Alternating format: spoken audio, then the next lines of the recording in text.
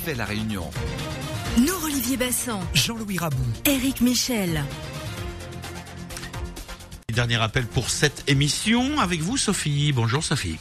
Oui, bonjour. Bonjour, Sophie. Bonjour, Sophie.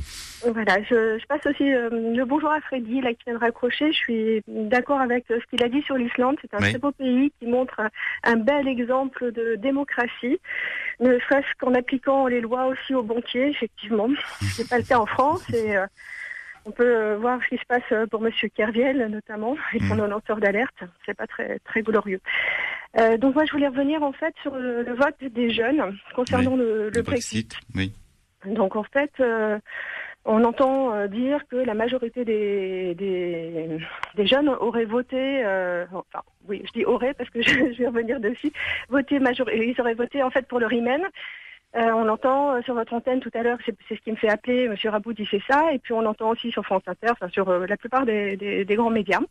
Et en fait, c'est une mauvaise interprétation. Dans le sondage que citait tout à l'heure Alex, il y a aussi en fait un graphique sur le vote en fonction de l'âge, et dans ce graphique, on voit clairement que les jeunes se sont abstenus à 64%.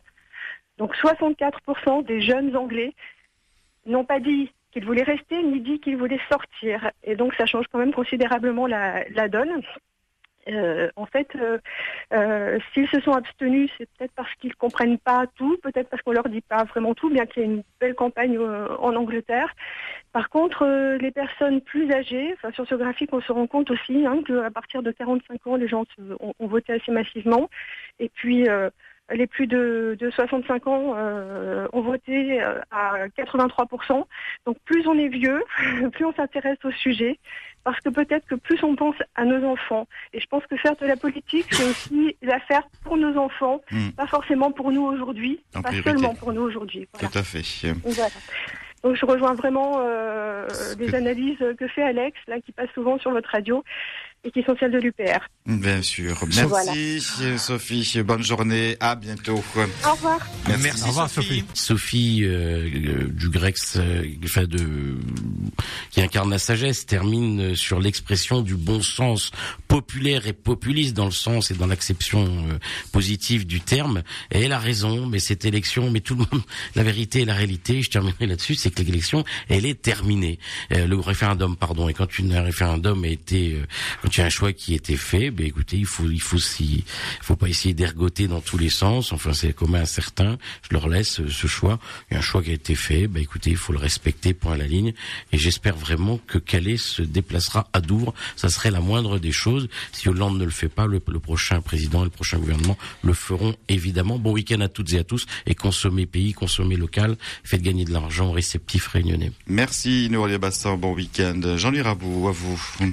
Écoutez, moi je retiens les propos de Saïd, ou du moins à partir des propos de Saïd, je constate la passion française pour l'Islande et je la trouve plutôt sympathique. Depuis qu'on sait que l'Islande sera l'adversaire dimanche de l'équipe de France, on est en sympathie permanente pour ce petit pays et je trouve ça très sympathique à un moment où, comme le disait Alex, pour un tiers, les grands Bretons ont voté contre l'Union européenne pour des raisons de frontières, pour des raisons de contrôle migratoire. Je trouve ça assez sympathique, mais c'est vrai aussi que les Islandais viennent du Nord et les gens qui viennent du Nord sont toujours plus acceptés que les gens qui viennent du Sud dans notre cher pays. Olivier Bassan, Jean-Louis Rabou, Éric Michel, on refait la Réunion. RTL. Toujours avec vous.